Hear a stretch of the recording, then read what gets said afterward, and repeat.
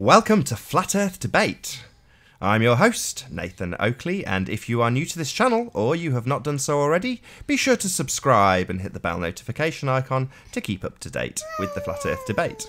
If you would like to support this channel, there is a super chat that runs alongside each of these shows while they are live, and a link in the info box below the video once it is rendered. If you would like to join the panel, simply mute the page you are currently watching, then click the link in the info box to join the discussion and express your views on the shape of the Earth. There are a couple of rules in the Hangout. Number one, please don't swear. If you do, you'll be ejected, and if you are, please don't try to rejoin the stream using sock accounts. You'll be warmly welcomed back on the next show. Please also share the show, as sharing the show increases the live audience, of course, but this in turn increases the chances of a more diverse panel. So please share the show. And one last time, if you're new to the channel or you have not done so already, be sure to subscribe and hit the bell notification icon to keep up to date with the Flat Earth Debate. Now, we do have a few guests with us already, so we've got Adam, Anthony Riley and Arwin. Don't care who says hello first, but hello gentlemen, good to have you all here. Hello. Hello, Arwin. Can you hear me? I can hear you. I think that was Adam. Hello, good Adam. Good morning, good morning, good morning. And good morning, Anthony. Very good to have you all. I think Adam's here as well, isn't he? I'm here, guys. Yeah, can you hear me? Hello. Yeah, we hear you loud and clear. I'm loud always. We've been talking. It's been an interesting. You go ahead. It's been an interesting last 24 hours. In the next 10 minutes or so, I want to show some facts and figures that will kind of, well, it'll kind of hurt some of the more avid ball earthers. I'm going to wait until the numbers get a little bit higher because I don't want it to be lost at the beginning of the show by only having a few people. I want people to see this. So within 5 minutes, I'll be making a quick presentation showing the rumpus, showing his bottom, GeoStrieber showing his bottom. And basically, these are the guys that are trying to tell us what the Earth science is, and it's obviously wrong from their perspective. And I just want to cite some stuff back that is there to basically to injure and maim them. So when we get up to normal viewing figures, somewhere up to like 70 plus, in the next, hopefully it'll be the next 10 minutes, we'll be able to do that. And I'm looking forward to that. So stay tuned and make sure that you're paying attention because it's about to get good. Cool. I don't mind doing it at the beginning. I mean, it makes no odds in terms of live viewing because we're on the backup channel anyway for the live broadcast. So chances are most people will watch it on the re-up. So I would just do it now if you want me to share you. But if you want to wait, I don't mind either way. Let's give it a few more minutes. So yeah, we'll give it a few more minutes. So in the meantime, I'll just do a bit of fill. I'll just ask you like usual kind of questions. Arwin, have you found any curvature yet? Me? Well, only on women, really. Only on what? Only on women.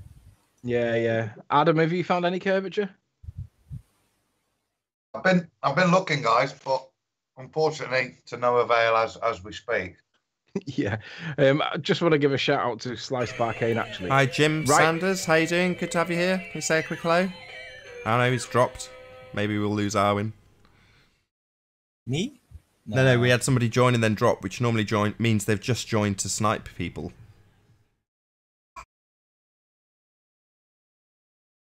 Is Arwin still there? Yeah, he's still with us. Good.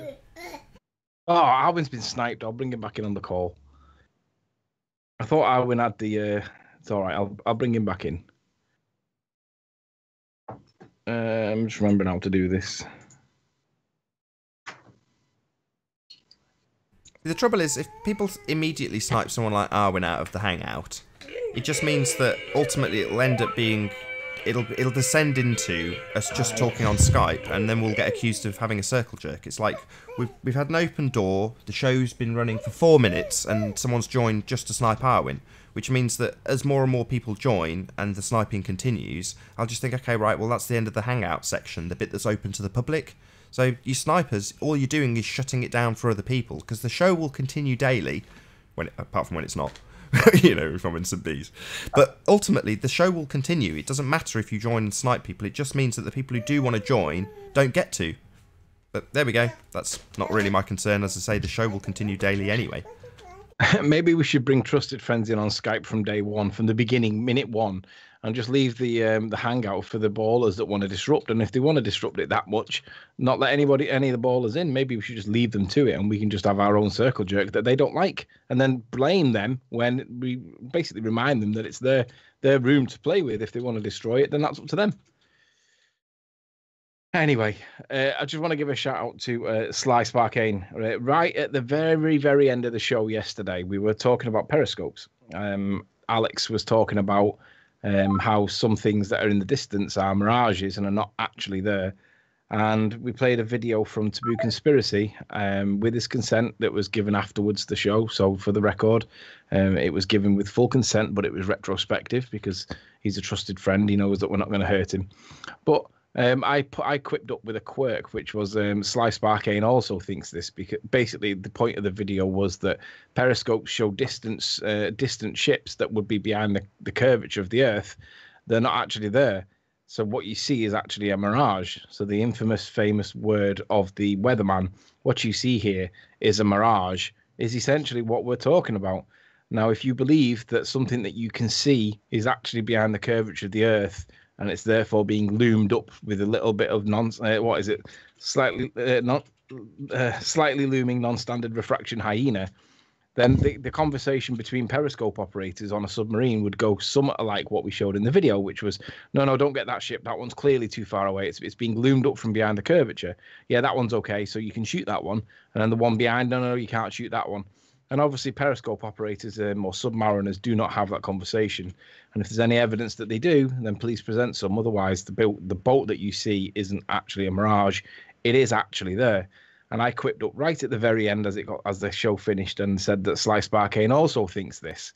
I'd just like to clarify my position. Not because it was a lie, but my position is this. If you guys think that things are being loomed up from behind the horizon, then you believe that these things are mirages and they're not really there. Bit like Mackle Lighthouse. If you think that what we see isn't physical and it's a loomed, refractioned, mirage-y thing, then it means that you also have to believe and accept the argument that submariners, when they use a periscope, actually argue about whether something's physically there or not. So just to be clear, I said that Sly says this, and I didn't mean it literally. Or believes this. Sly must believe this because this is the position. If you think that things in the distance aren't really there because they're behind the curve and they're being loomed up with a little bit of slightly looming non-standard refraction hyena, then it means that when you fire your trajectory, your missile, your shell, your mortar, whatever weapon that you choose to fire, you're going to be firing at a ghost. It's not physically there. If you believe that based on the periscope video we played yesterday, then obviously it's nonsense. Anyway. So just to correct the position, I didn't mean like Sly. Hello, Imric. How you doing? Good to have you here. But he does. Hello. I'm here. Who is it? Didn't want to get the Insta boot.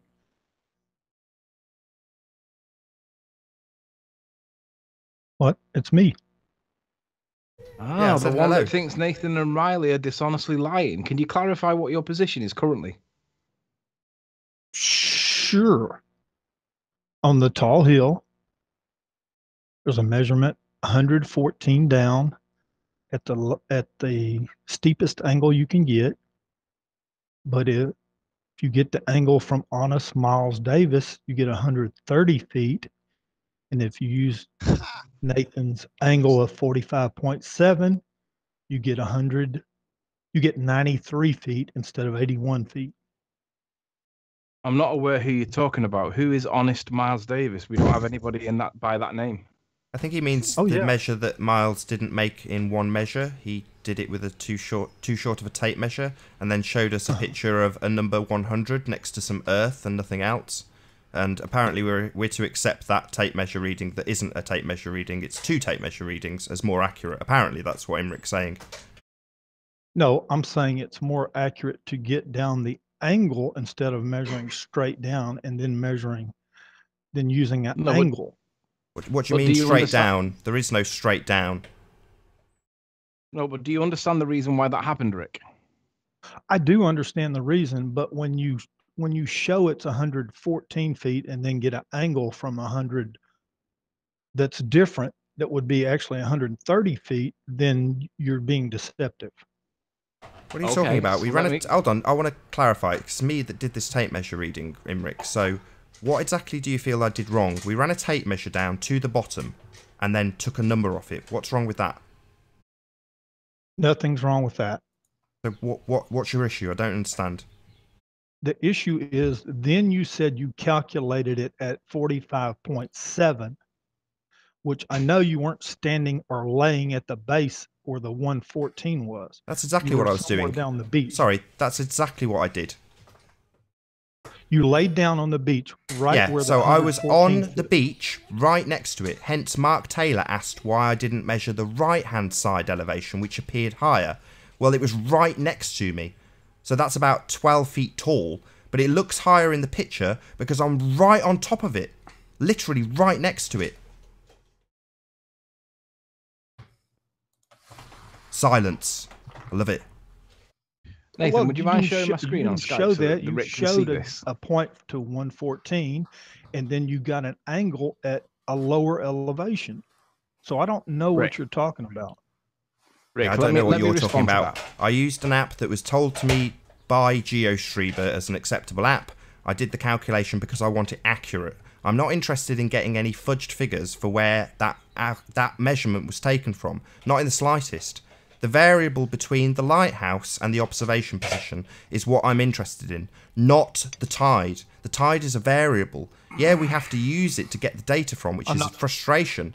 But if you had literally a completely horizontal bridge between the observation point and that lighthouse, the difference in height, i.e. how much higher or lower that lighthouse is versus the observation position, is what I'm interested in. The only way I'm going to get to that, Imric, is by taking as accurate a measurement as I can physically take.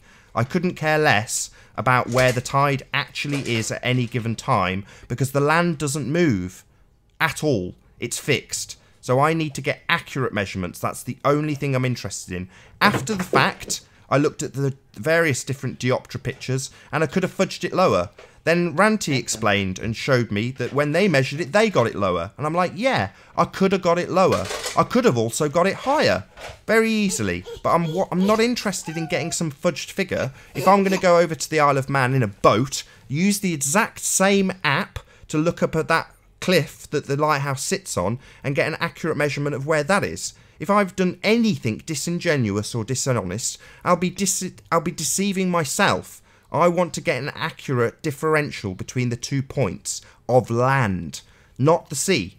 So what I need to get that is an accurate measurement. You're accusing me of dishonesty. If you want to assume that, then that's fine. I don't care. I'm not here to deceive anybody because I'm only trying to prove it to me. Can I also respond, Nath? Would you mind sharing my screen, please?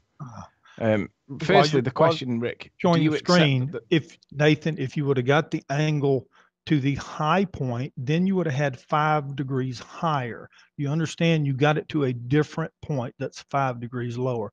That's why it's not correct. What point are you talking about?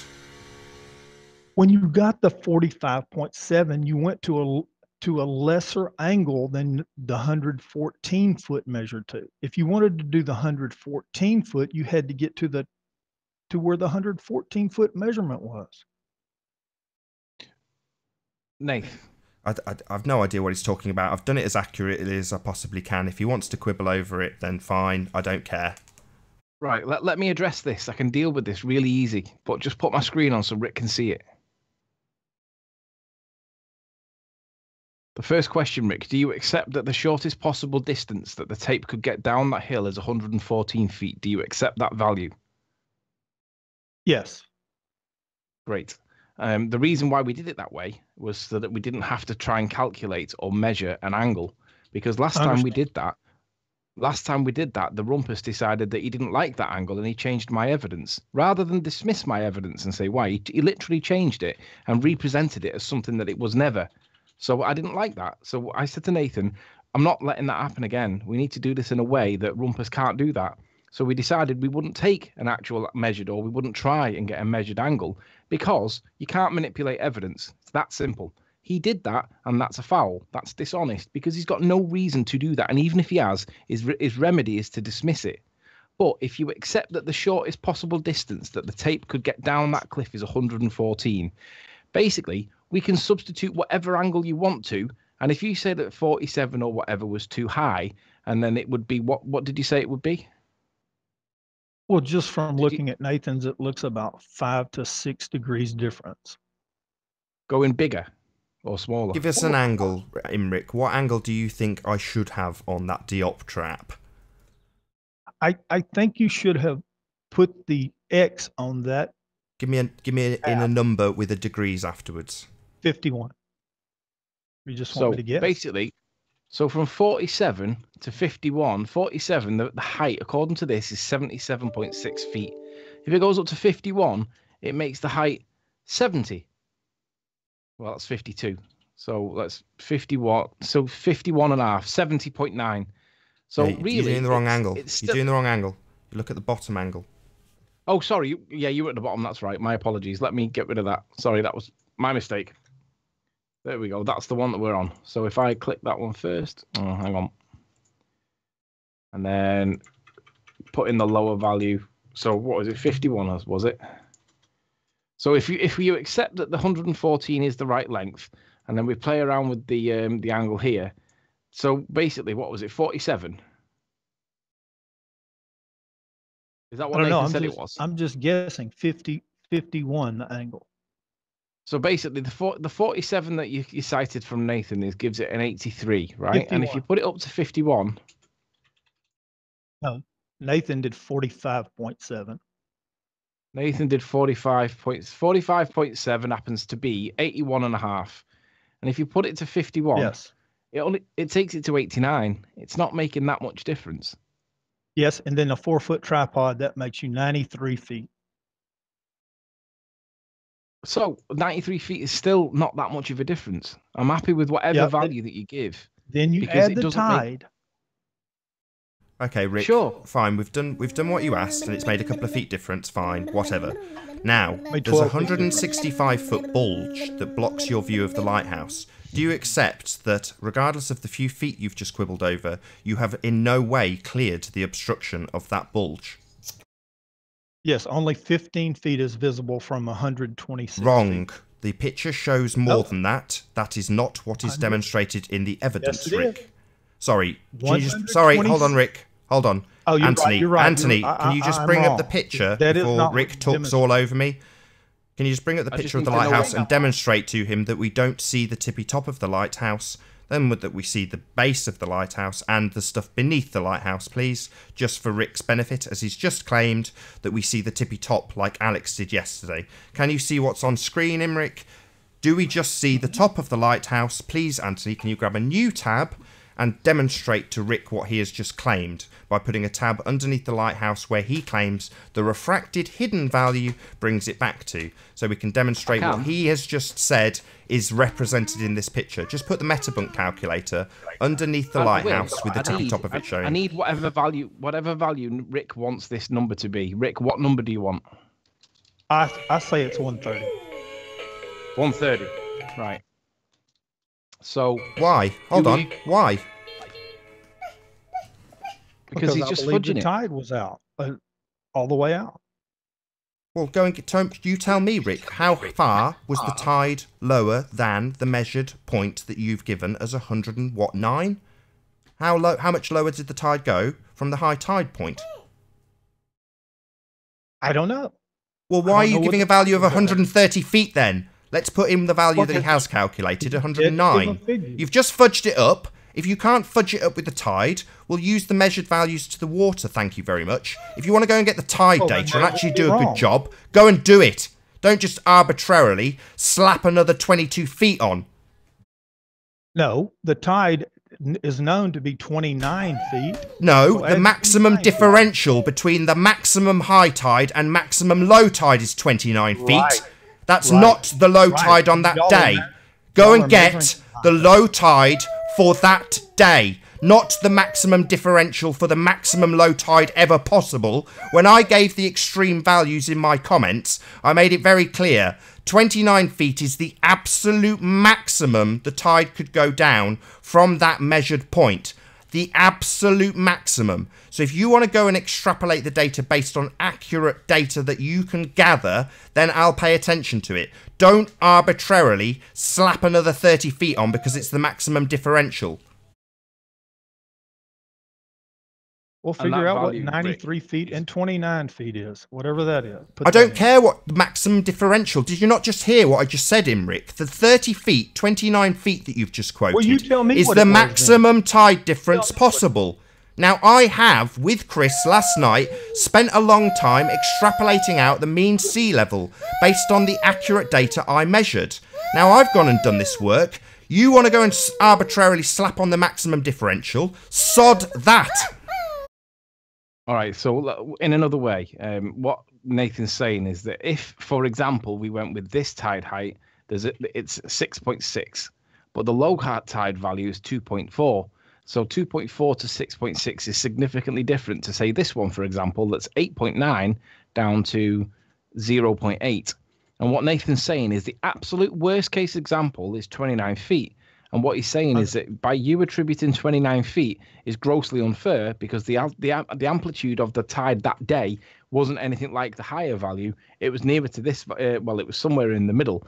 But the point is, you can't go with the absolute maximum because that includes the spring tides that's disproportionately high. And you shouldn't do that if you're to be reasonable. And what he's saying is you need a better value. So the date Well, in then tell question me what it was... is. You go and tell us. You're the one challenging my measurement, Rick. Go and do it, you bloody keyboard warrior. Don't tell me to do it for you. How dare you? Get your ass in gear and go on the computer, find out the tide heights, extrapolate mean sea level, then minus off the tide. That's what you need to do. So basically, there are websites that you can go to where you get the historic tide Tell me heights. what it is. And we'll skip all No! this. How many times do I have to say this to you, lazy sod? Go and do it yourself! 20 times. 20 times you have to tell me. Well, I'll tell you a few more, you lazy crap. Go and do it yourself. Nate, right, the date in question that you need to look up, Rick, is the 27th of October 2017. If you go and get the amplitude heights and get the differential between the two values, then you can pluck a figure. It won't be 29. It'll be it'll be low 20s. Now, if you're prepared to just substitute a low 20s number because it's more reasonable, then we can carry on. But Nathan's objecting to the 29 because it's, why are you acting like an extreme expert height. versus people who did it themselves, Rick?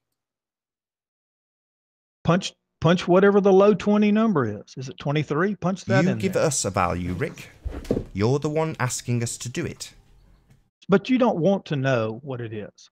No, I've 93 rejected your to 23. arbitrary 30 feet value based on maximum differential. This has been explained. Now I'm asking you to give now he us says a it's more low realistic 20, figure. so put that in. You tell me what's the realistic tide you feel we should minus off. Your extrapolated up figure, ignoring my diopter measurement. So we've already fudged this figure once. Now you want to put some more fudge on it. Go ahead.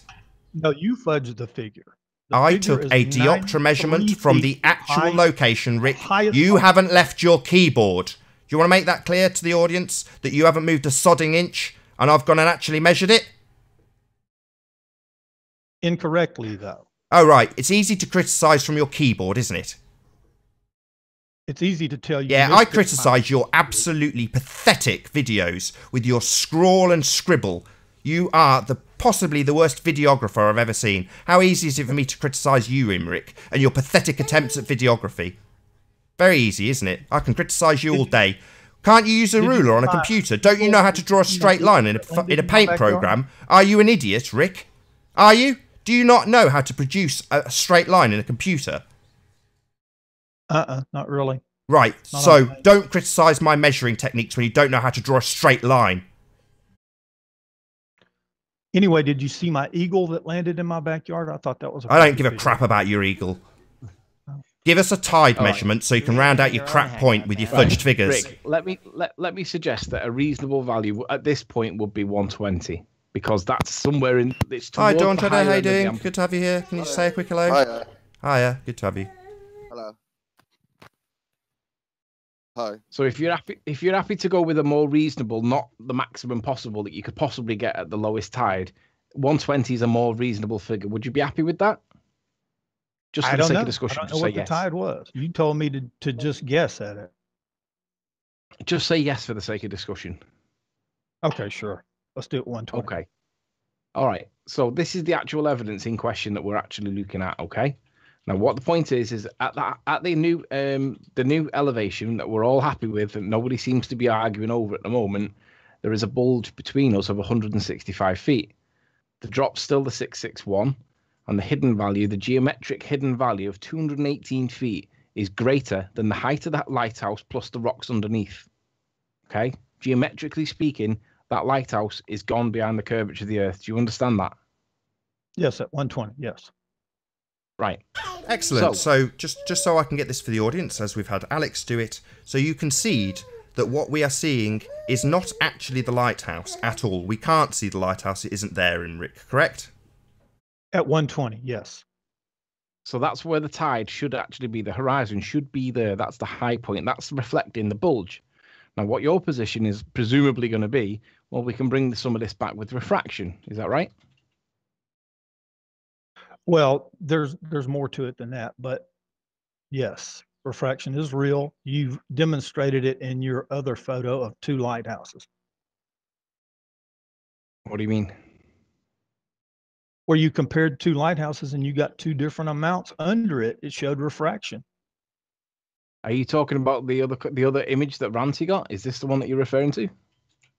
Yeah, put both of them side by side and you'll see a difference. Oh, I think No there problem. should be sorry, just for the audience's benefit. Yesterday, Anthony found a stacked set of images. So about 100 images were taken from Ranty's camera, and they were then given to a guy who stacked them all one on top of the other, obviously making certain things a bit more blurry than others. So since then, Anthony's gone and got a single still, which is what we now have on screen now. So this is a single still. Really good photo, by the way.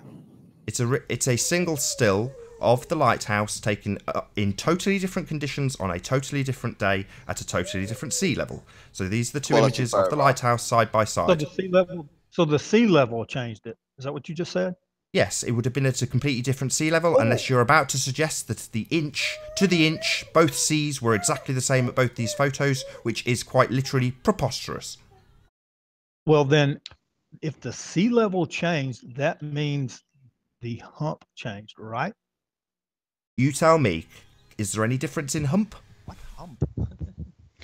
Well, Evidently, it's either the hump or Or the sea? refraction. Or the sea? Or the sea changing in height? It is hump day. The So sea- just to be right, clear, so- there is something absolutely unequivocally happening here. The sea does change in level, regardless of what Imric just spouted.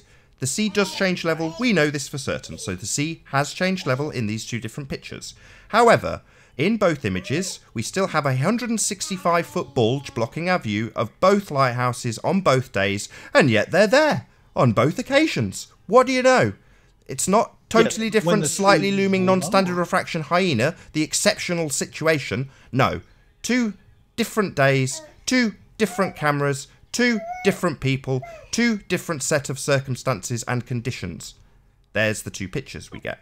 Interesting. Yes, it is interesting because when the sea is lower, the hump is lower. What are you talking and you about? see more. The sea's lower, therefore the sea's lower. What's this hump? We don't see a hump, Rick. You understand, we've just explained it to you 3 times. There's supposed to be a hump blocking the view.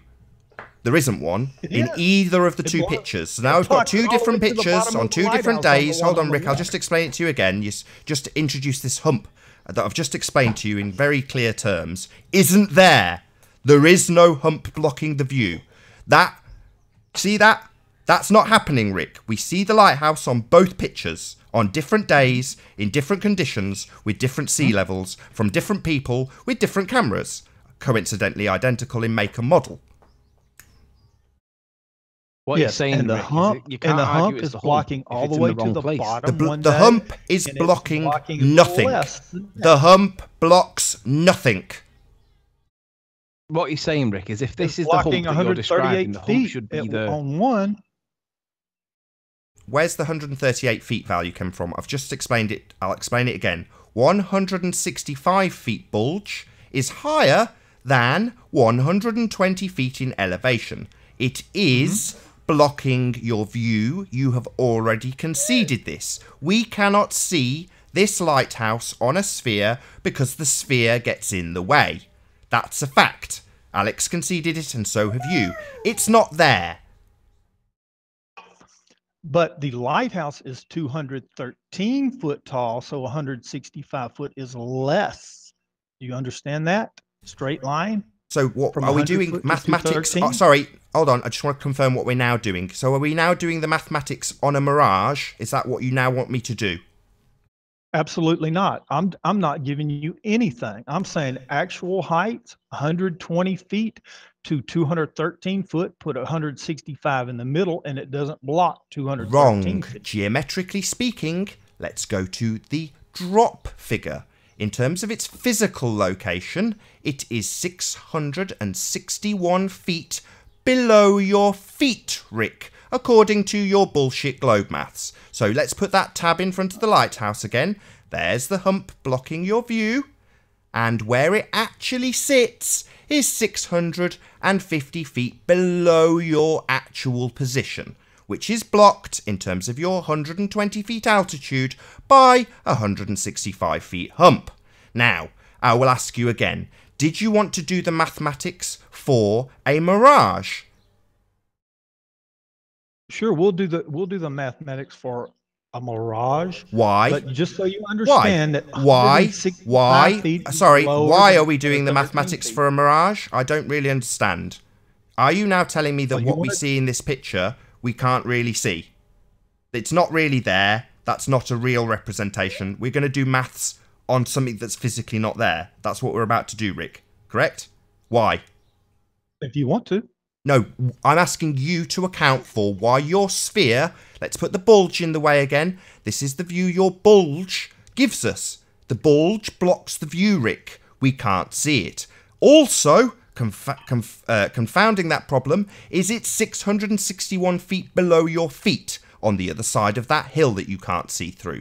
So, we can see it in reality. I want you to explain why. And the next step of bullshit in your maths is to claim that it's a mirage and that you can do the maths on that mirage. I want you to tell me why it's acceptable to do mathematics on things that physically aren't there. I want an explanation for why we are going to do the maths on a mirage, if we are going to do the maths on a mirage. Why is this acceptable to you, to do mathematics on things that are not really there? So I can answer now? Okay, so if you take the height, which I believe at 126 feet, and then you take the lighthouse at 213, you have to understand that the tide is down on the lighthouse side too, making it effectively higher off the water, making the hump less. At that point, you would see more than 15 foot visually directly using no refraction. If you add the refraction in, you could see all the way to the bottom of the lighthouse. That's why you would use refraction. No, Sorry, that's not what not we how see. refraction works. Bear with me, Arwin. Sorry, just to clarify what Rick Refraction is bends saying. light upwards, not downwards. That's So, non-standard refraction. Are you It's saying, the Rick, that we have a non-standard. direct line of sight with the top of the lighthouse that is 661 feet below our feet? I'm saying with 126 feet and a 213 foot lighthouse, that you have 15 foot saying that. Hello, Nathan. Just Sorry, like to say hello. I just didn't get a yes or no answer. Do we have a direct line of sight with the lighthouse? Yes or Part no? of it, yes. We do have a direct line of sight with the lighthouse. Yes. Well, it's Part just, of Well, it. hold on. So if we have a direct line of sight with the lighthouse, then we only use direct line of sight measurements. So according to you, we see 2 feet of the lighthouse. Let's bring 2 feet of the lighthouse back. Now we have to do direct line of sight measurements with everything else in the island. Correct, Rick? No, you have 15 foot plus an additional drop because the tide is down. No, Rick. Are we doing direct Yeah. line of sight measurements now? Are we ignoring this refraction maths below or not? I haven't put refraction in there, but if you want to Okay, do no, that, good. then So we're we'll do ignoring refraction and saying we have a direct line of sight with the lighthouse, correct? Because you're saying we have 3 it. feet So of it brought 200 back. to 15 foot of it, yes. Right. Is that what we see in the picture, Rick? No. Right, so that's a complete and total fail, correct? No. Then you So we add do refraction. see the lighthouse, even though we don't see it. Rick, you don't seem to be making much sense, my friend. Either we do have a direct line of sight with the lighthouse in your model, in which case the question remains, why isn't the lighthouse in the picture? In your model, we only see 4 feet of it. Why is that not represented 15. in this model? 15. So I've got the figures in front of me. 15 feet. Right, yeah, 15 feet, 3 feet. We haven't got the representation that we have on this picture, though, do we? So if you take a direct Agreed. line of sight measurement to it, Rick, it doesn't account for what we actually see in the picture. Agreed. Right, so it's a total fail, Rick. No, you use refraction. So we are turning so we don't have direct lines of sight. You have direct line of sight to No, you 15 can't foot have of it both ways, Rick. You can't make a direct Yes, line I of can. sight with the... Let me That's explain it what's to you, happening. Rick. No, let's just shut you up so I can explain it in simple terms. You can't make a direct line of sight measurement to the top of the lighthouse and then use an arc calculation for the stuff below it. You can't have it both ways. You can only make arc calculations for the entire island or straight line measurements for the entire island. You have to pick one or the other. So, Rick, either the entire island is looming and is in fact a mirage, or we have a direct line of sight, one or the other. The direct line of sight and in fact the refracted figure do not account for the observation. Both fail. Do you Hello, agree we Nathan. can see I 15 think Hello, foot of Chris. Lewis Good lighthouse to have has you. to concede that from they 120 Thank you, actually mate. believe that you can look around the corner. So, Chris, why make would it you work. say that you were going to shut this show down? I said it in anger. I apologise, Nathan. I was really angry. Yeah, very funny, very funny. People in his chat room, the Discord he's a part of, were talking about like suing Actually, I think he deserves a Riley bit of and credit Nathan for for fraud apologising. yesterday. Really? Good that he's been Yeah. booted by me then. Don't be a Great dick, people Chris. over there. You're just talking about doxing people in the chat, Mars. Oh yeah, they doxed me, and because like someone there, the George guy, that crazy George, he wanted to sue me for libel or something. What a joke! And they doxed me in the Discord so George could sue me. So great people there. Flat Earthers want to join the Discord and have a nice discussion. You might get doxed and sued, but don't worry about that. Just go talk to those guys.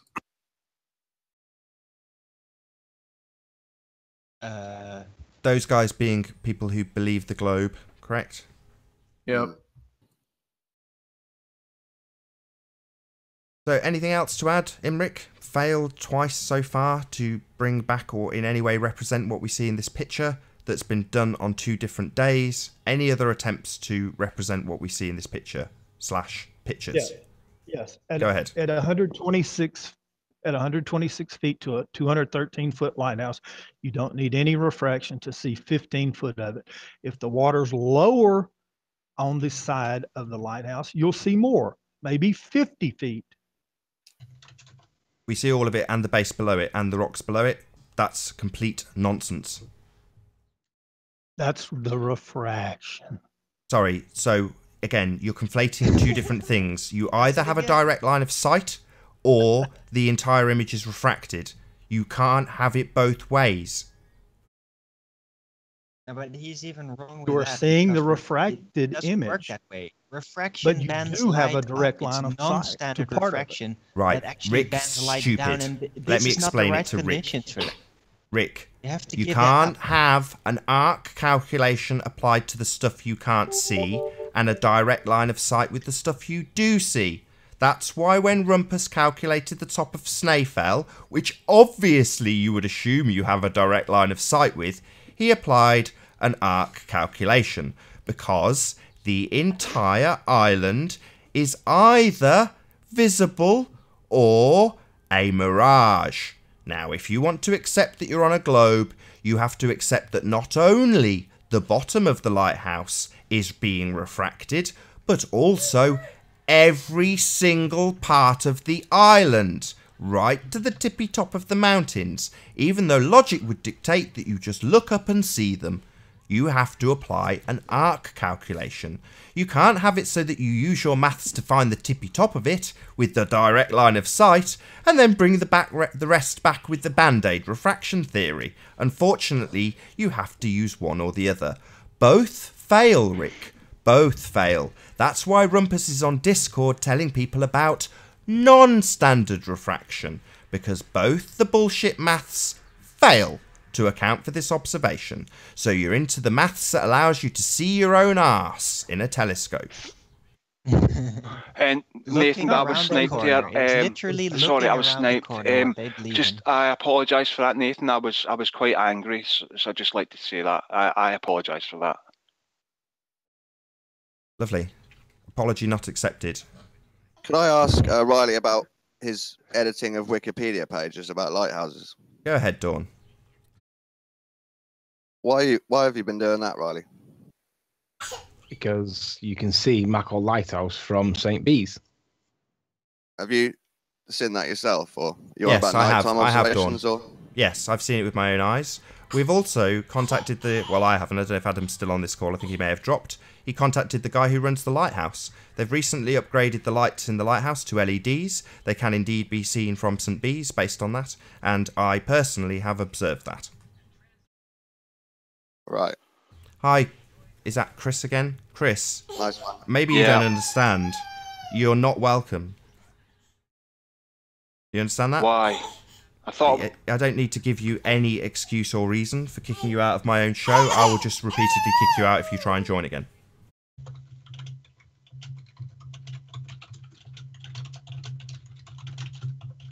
So, back to Rick. You've failed, and we've pointed out how you failed with both standard refraction and a direct line of sight. Anything else to add to try and account for this image, Rick?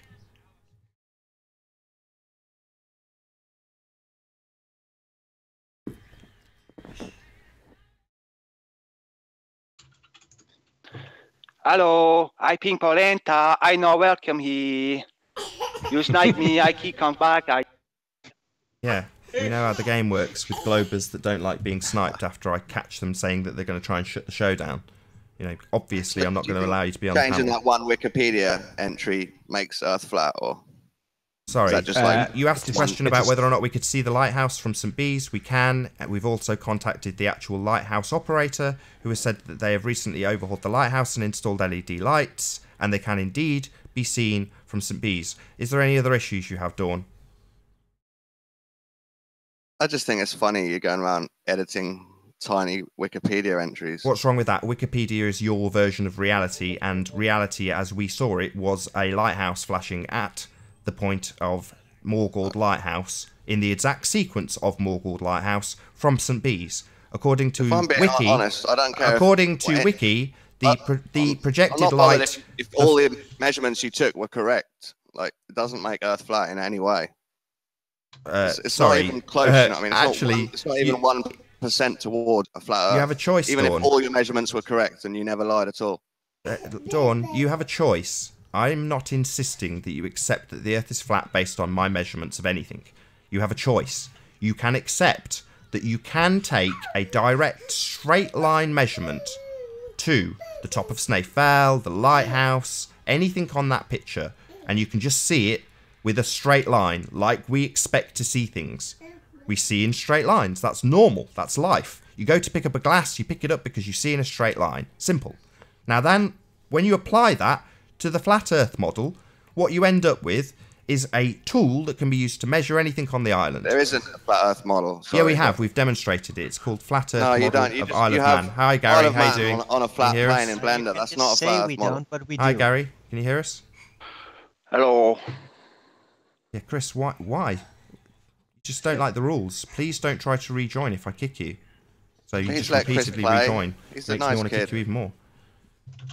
So yeah, Dawn, I'm not trying to get you to accept. You can accept what Rumpus says. If you want to accept that slightly looming non-standard refraction bends the light around the curve of the Earth, projecting a perfectly represented image 650 feet beyond its location on the other side of a hill to present itself perfectly so that you can literally take measurements on it, then you can accept that as an explanation for being on a globe. That is an explanation that you can use. It works. Now that it's got art calculations, I can say that. It does work. Right. You can calculate the things on a globe. I'm not going to lie. But that's your choice. You have to choose whether or not you accept that you just see this stuff, or, like Rick and Alex and Rumpus and Paul, that you don't see it. It's not really there. It's a representation of what's on the other side of the hill being projected up to the horizon. That you can accept that if you choose to. I'm not lying in any way, shape or form. I'm presenting our side of what we see based on flat plane geometry. You don't have to accept it. I'm not telling you that's how it is. I'm saying that's how we see it. This is how we model it, with a flat plane and direct lines of sight. You model it, if you believe you're on a globe, with art calculations to things that you can't actually see and are behind a curve. You can accept that too if you want to. I'm not lying to you. I can do this all the fucking day, Nathan. I apologise to you and you're being a prick. Swearing. Don't do it. I apologise to you. I apologised. Let Chris play. He's here now.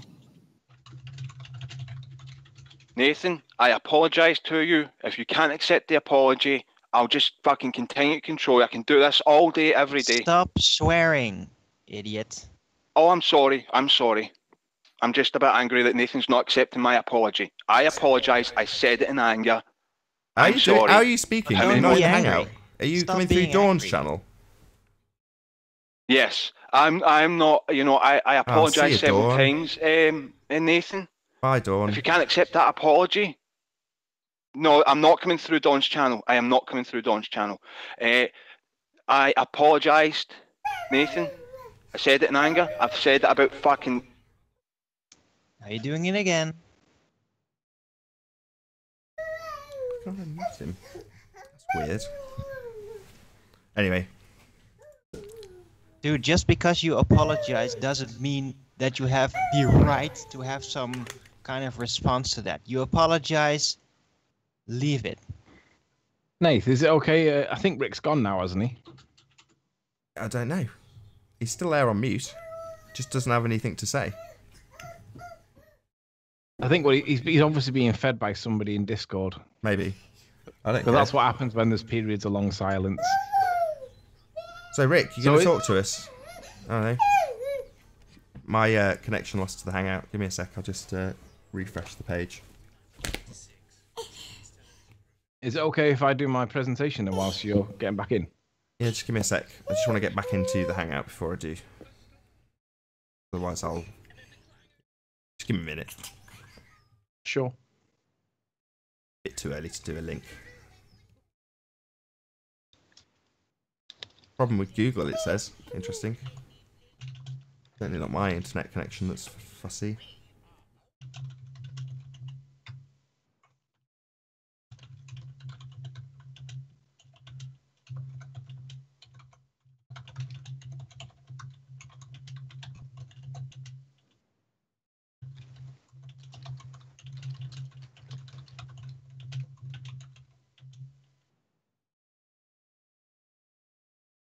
Sorry about the dead air, folks. For some reason, my Hangouts page is saying that it can't be reached. I will give in for the time being, I think, Anthony, and just set you up with your page. Bear with me. I'll do that and then transition back to the audience and see what I can see.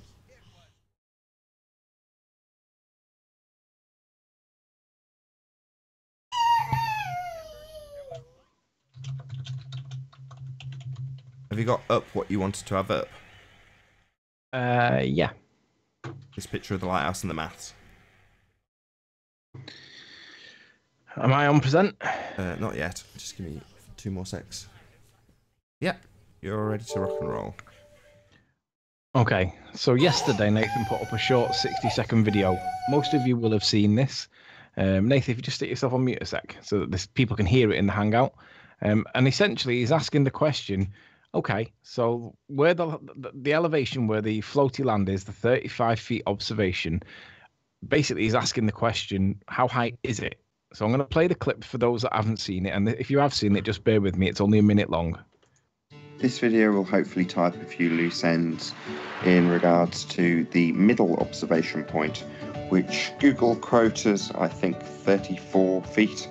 and Anthony and Ranty measured it, I don't know, a couple of weeks ago, something like that, and showed me what they got, and I put this video together based on some of the stills that Anthony's girlfriend got, and Anthony got, and Ranty got.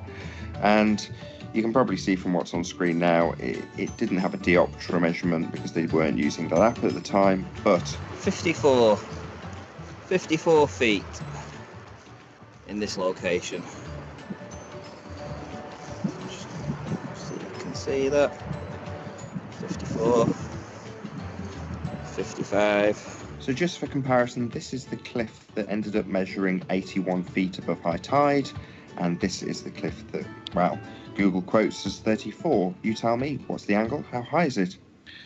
Now, again, this is one of those measurements that we did because we wanted to, well, basically we want to know what the value is, but I didn't want to put a calculated or measured angle in because the rumpus will just change it and everybody will accept it. Nobody will challenge it and everybody will just say, oh, no, forget that.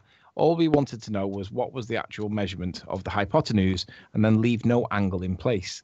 Now, the angle, the hypotenuse is 54 feet it is.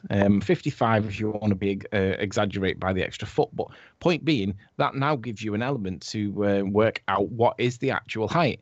Now, obviously, the angle of 55, the hypotenuse of 55 limits what the actual height that Ranty is at. It limits that point. Now, I want to play you a clip from Steve Anthony's hangout recently where Rumpus and Geo and about 15,000 other ballers got involved in. It was supposed to be a 3-on-3, but it ended up being 6-on-3, 7 at times, if you include the mod being biased in favour of the Ball Earthers, but I digress. This is a clip now from that hangout of Rumpus declaring his position to what this is based on a 55 feet hypotenuse, which he did not know at the time. So this is Rumpus's words. This file, this bit along the top here, is just an aid memoir, so that you can remember it. It'll appear in the top corner as a like a subtitle kind of thing. That gives you 27.27 meters. So that's the value you've got to start plugging into the curve calculator to start working out if you're seeing any land. Any other value less than that is absolutely to be ignored. Forget it. It's irrelevant. You're making bogus claims. We're not going to be interested in any claims that involve an observed height for anything from this position that is not more than 27.27 meters. If you start sticking in any value into the curve calculator less than that, we're going to say, we're ignoring you. You're not making any sense because we've established your height, because we know that Ordnance Survey is accurate. And so don't give us anything below 27, which is 89.4 feet. Can I just say something, Rumpus? I'm going to quote on them words. We're going to strip off that exact soundbite of what you just said. And when Miles Davis goes and measures it, and then we validate his work. Already done. We'll see what height you guys actually get. So I've got Geo Streber's comment on the video, only from last night or early hours this morning. So Geo's putting it the height of that rock or that height of that hill at 27.5 meters. And the Rumpus has already said anybody that's quoting anything below 27, we're not going to be conceding it. So he's just over the 27, but they both think that it's around about 90 feet.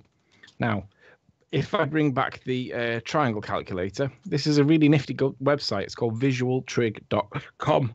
And what it allows you to do is put in fixed values for a triangle that you know to be true. So we can put in 54, that's the known value. And all we're going to do is play around with the angles here to basically manipulate the value that we're looking at here. So if we can make this a little bit bigger. So visualtrig.com is quite cool for this purpose. So with a known hypotenuse of 54 feet, the absolute maximum it could be, if you bring it right the way in, is basically 54. Now, obviously, the cliff isn't like that. The cliff is like somewhere, it's somewhere around about here. I mean, it's 40-ish, 45, 43, 47, who cares? Point is, look at the value that's here. So as I put it in, I mean, if I just flick back to the actual picture so that you can have a look at it yourself, if we go back to the picture, I mean, I'm stood trying to get a clear line there because I've got to clear these overhangs so that we can get a straight hypotenuse. But whatever angle that you're happy with putting me at, you can create a triangle, and it's clearly not a really steep triangle like this. So what it allows you to do is it allows you to bring whatever values that you want in. Now, if you want to argue that it's a really, really steep angle, which is clearly not the case, but if you want to argue it's a really steep angle, it goes up as high as 52. But if you want to be more reasonable with what it looks like, you can take it to somewhere around about there, and that would be arguably a reasonable figure. And that only puts it to 42. But in actual fact, the reality is, as far as, well, we have got different measured angles for this, and we're not prepared to reveal them because Rumpus will change them.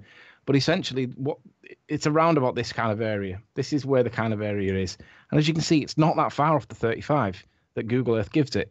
So the point is, yeah, it may be 3 or 4 feet off, depending on what the angle is. But you can throw a tape over and get a hypotenuse of 54. Ranty's done it. I've done it. Nathan didn't do it the other day, but he accepts that this figure is accurate. 54 is the limitation. So it means that no matter what angle it is, doesn't really matter. Rumpus can change whatever angle he wants to fudge it any way he wants. It means that the value is around about. Can I add something there? So this is, I'll give clarity at this point. So there was a stage a couple of weeks ago when you made these observations where you'd got the measurements. These were they.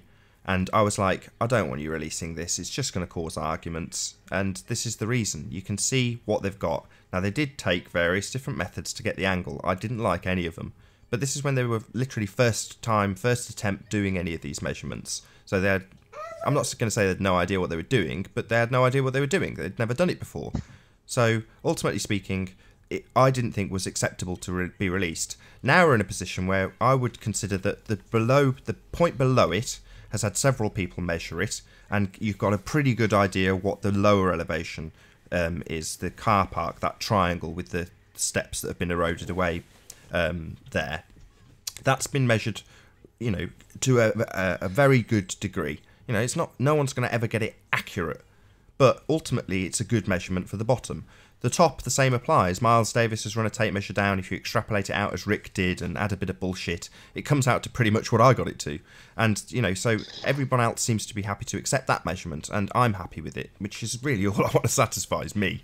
But ultimately speaking, I'm happy with the lower measurement, the higher measurement. So this is now the point where the first thing they measured, may not have been the first, don't quote me on that, I don't know, I don't care. But this measurement that they got, which was rough around the edges when they got it, can now be released. It's like, well, so what? We can put it out for a bit of fun. It's folly. You know, guess the angle. Who cares? You can blatantly tell that it's not going to be higher than 55 feet, you know, from this particular point, which would be high tide.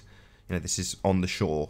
It's not going to be claimed as being mean sea level or low tide. We're not going to lie as we're accused of. You know, we are telling you what we're measuring. Again, people have said, you know, at high tide, when we've measured the high cliff, I had a comment from somebody who's like that. It's like, I've put in as much data as I can get. I didn't have control of Anthony's camera at the top of the hill, so I would have got more from that particular vantage, but there was enough frames to show where the sea was in relation to us, where the seaweed that had been washed up was in relation to us, all that kind of stuff. If you want to say that I've been disingenuous, feel free. I'm doing it as accurately as I can to my satisfaction. And I'm not intending to lie to myself, because I want to literally, potentially get on a boat and go and measure the other side. And I want to be able to get it accurate. Because all I'm interested in isn't the tide height, it's the differential in the actual height of the lighthouse versus the actual height of the observation. That's all that really matters. Those 2 points are fixed on the Earth. So they're what really matters. In that respect, the globe's already failed. I've already said this 1,000 times. It's 650 feet below your feet as far as they're concerned. The water's all curving all from your location, despite the fact we don't see it. Refraction's accounting for it. There's a lot of layers of bullshit that you have to wade through to get to an explanation to just look at this picture. In the Flat Earth model, we just look at it. Then stuff is there. But ultimately speaking, when it came to measuring this particular hill, I didn't think there was enough data to release it. All they really had that you could take was 54, that actual number. That's the only bit of accuracy in this measurement. And it's not a drop. You know, you can't measure a drop. Obviously, the cliff comes out at an angle. But the point Anthony's making is that plenty of people, if you do Rick's trick and say, okay, White Rule, you've got it to 55, well, basically that brings it to about, if you want to be erring on the, you know, it's almost vertical, which it isn't, you know, that's 50. Well, if you take it, the absolute maximum low tide value off that, even though again it's an extreme fudged figure, you'd say an extra 29 feet on top of that. So you're getting nowhere near what Rumpus has claimed at 90 feet. You know, he's saying that anything below that would be just immediately discarded. It's like, well, when you actually do the maths on it, when you actually go and measure it, even with rough extrapolations that have gone up in value, fudged upwards, we still don't get near to 90 feet above sea level. It just isn't. So I think that's the point Anthony's making, and I've got to agree with him. And the thing is, of course, GeoStreamer commits to this same value as well, but their values that they're putting in, 27 meters, is 90 feet. It's 3 times taller than what it actually is. This 35 to 40 feet is the height of an average, like a normal 3-bed semi. If you stand on the apex of your house, you'll have a triangle roof underneath you. It's more like that. Then you'd have your first floor, and then you'd have the ground floor. 35 feet. This is Google bollocks. it, Sorry, Anthony. This is nonsense. You can't do that. This is nonsense. So you've got to measure. This is what I said to you when you presented it me the first time. All this extrapolation with scaling houses and scaling people, it means nothing. You've got a number, 54 feet. That's the number that you ran down that at an angle. That's all you've got. And to extrapolate it further, while I laugh at the fact that nobody's prepared to put a value on it, and I know why, because that value is going to be less than 55 feet. And ultimately speaking, no matter what you do with the maths from there on in, the Rumpus and GeoStreamer are way out. They're much higher than that based on real world measurements. Even if you don't have anything more than 55 feet, you can extrapolate it out from there. You know, so if you pretended it was vertical, 55 feet, right, and then you add on 29 feet for the absolute maximum low tide it could be, even though it obviously isn't going to be that, you still end up less than 90 feet, and that's if the tape measure had dropped vertically. You know, you're still at 84 feet. So let me just play Rumpus's words. I know it's mid-sentence, but listen to what he says. Less than that is curve calculator. Just start working out if you're seeing any land. Any other value less than that is absolutely to be ignored. Forget it. It's irrelevant. You're making bogus claims. We're not going to be interested in any claims that involve an observed height for anything from this position that is not more than 27.27 meters. So not more than 27.27 meters. So ultimately, do you accept that Rumpus's claim there of 27 meters is accurate, or 55 feet is the hypotenuse? And fundamentally, if you put that back into the trig, fundamentally you cannot get any value. Well, it's basically between 35 and 40. Well, I could flip that statement on his head. So he said anything less than 27 meters we won't accept. Well, based on purely on a tape measure running and actually measuring it at the absolute maximum values you can stretch that to, i.e. the tape measure was basically vertical drop, and then you add on 29 meters for the absolute maximum the low tide could be, you end up at 25 meters. So basically, I'm going to flip what Rumpus said on its head and say anything higher than 25.6 meters is completely disingenuous. And you know what falls into that category? What Rumpus declared, you mustn't be any lower than. So at this point, I'm going to say, Rumpus, hello. Trusting the Ordnance Survey may not be such a good idea, my friend, because it seems to be inaccurate too at various different points based on the measurements. And saying that it's got to be higher than 27 when it clearly isn't seems to be a little bit slippery, just the way I see it. And the other thing is, of course, in the context of, I mean, we have had, what's his face, Miles the Liar Davis, and we've shown that his position or his elevation he worked from, he wasn't at 40 feet above. He was at the figure that Google Earth said. He was 30 feet, 29 feet he was above the actual water, maybe 31 if you're going to argue that we were a little bit inaccurate. But essentially, the value Google Earth gave this was 29 feet. Which is the most that I gave him. And if we give him a couple of extra feet for a bit of inaccuracy for human error, it's not wildly inconsistent. Now, we've just shown there that this point where the actual floaty land was taken, what is that land? That says it's 33, or it's now saying 33. It was saying 35 before. 34, 35. This isn't wildly inaccurate either. So of these two places, Google Earth's not that far out. I'm not saying it's accurate. So, Sean, if you're going to misrepresent my words, get them right. I'm saying they're not wildly inaccurate. I'm not saying they're actually accurate. I'm just saying they're not wildly inaccurate. Now, when it comes to the bigger observation up here, yeah, they're out. It was 52, it says on Google Earth for here, which is the number I've always been citing. I can't find 52 now when I want to, but 52 was the value that I always gave to this because it came from here. It turns out it was 80, 79 to 81. It's out. Not by loads, but it is out. It's out by, was it 50, 60, 70, 80, 30 meters? So, sorry. sorry, maybe, I don't know if I've told you this already, but yeah, I spent a couple of hours with Chris last night actually extrapolating all the data to get you an actual mean sea level. So Rick was asking about this. Take note, Rick, you're about to get the information you need to minus off the tide. So the actual height for you based on mean sea level at spring tide. So the spring tide values are what they use at Morgul Lighthouse, which is why we've chosen those values and done it to the top point or the bottom of the cliff, the high tide mark basically. So that value gives you an extrapolated value of 92 feet above mean sea level. So if you're going to minus off values for the low tide, which you were at when you took the observation that was used to make the composite image, the starting point above mean sea level is 92 feet. So therefore, above mean sea level, right? Okay, so therefore, whatever the value is here, yeah, it is a bit inaccurate, right? It was never our position that Google Earth was accurate. Our position was, this is what it says on Google Earth. So the conclusion is, Miles the Liar Davis's elevation wasn't that inaccurate. This lower elevation where that land, the floaty land was in the north, wasn't that inaccurate. This bit was a bit inaccurate. Not my problem. It's their model. It's their claim. Oh, but it falls within the 30 meters either way, Riley. How stupid I. Yeah, but the point is we can use these numbers to do the curve calcs. Now, if there's an adjustment either way, that adjustment has now been done.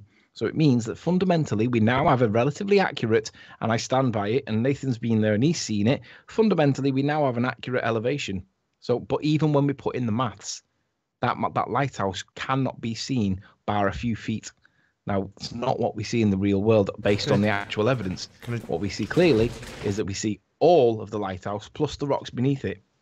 So this is the bit that the ballers need to argue. When they bring back the little tippy tops of it, they're wanting it to be, oh, well, we've brought back the whole lighthouse. No, you've only brought back a little tiny tippy top of it. But the evidence is showing the whole lighthouse plus the rocks underneath. What's the explanation for it? Oh, it's a mirage. Okay, so if it's a mirage, then you accept that you couldn't actually see it on the geometric shape of the Earth. All this is not really there. All this has been loomed back up from behind the horizon. So essentially, it comes back to the periscopes video from yesterday. Basically, anything that's far enough away from you isn't really there. That's what your position is. So you believe that this is actually an illusion. That makes you a fantasist because this is clearly part of a real picture. It is there. It's not an illusion. It is there. If you got a gun and fired at it, you would actually hit it. Can I just get the exact measurement that Chris gave me? I'm trying to tie, it's like always with QED stuff, I'm trying to tie Ranty, Anthony, Chris and myself down to a particular time that we can do a full presentation and basically conclude all of this information in one foul swoop. All of the things that we went through initially, where we got it wrong, where we got it right, what the actual observation position and height is for each of the observations that have got claims attached to them, all of that we'll go through, but just so it's on this particular broadcast. So the exact number that Chris gave me based on all the maths was 92.17 feet above mean sea level for the higher observation point, the one that was measured to high tide at 81 feet. So that's the starting point to minus off high tide or plus on low tide, or the other way around as the case may be. But yeah, so that's the end number, 92.17 above mean sea level. Well, I'm free tomorrow night. Oh, Ranty, you're here. Brilliant. You're the last one I haven't asked. I asked Chris yesterday and he was all good with it. You're free tonight, you say? Tomorrow night. Tomorrow night? Okay, what day is it today? Yeah. Wednesday? Wednesday today, yeah. Thursday. What about you, Anthony? I'm good, whenever. Okay, I'll try to see if I can tie down Chris for tomorrow evening and then we'll see if we can do like a QED flat Earth observation of the Isle of Man summary. And we will go also, just to keep the Globers happy, we'll go through your explanations too, and I'll try between Chris and myself to give them as concisely and as accurately as possible. In other words, we'll be presenting the model as such. The audience will have a choice at the end. The choice will be as follows. You either accept that the model is a flat plane with direct lines of sight to all of the things, lighthouse, top of the mountain, left, right, all directions, it's all measured with straight lines. In other words, we see things because they are there. The other explanation is that none of the stuff is actually where you think it is. It's all a mirage. Now, that mirage has been perfectly presented on the horizon in proportion so that you can actually take arc calculation measurements to any point, including the lighthouse, the top of the mountain, not left and right, but we'll maybe get into that as well, because that's had some interesting turns of events in terms of what Metabunk has done recently with their calculations. But again, that's a different issue. So we'll go through all of those things and present them as best as possible for both what the globe says is happening, and we've got to the end thanks to people like Rumpus. Big shout out to him, because now our ideas are no longer ideas, and our understandings are firmly in our grasp about what the globe explains for this observation. And at the end of all of that, once you've heard both models presented, you get to choose.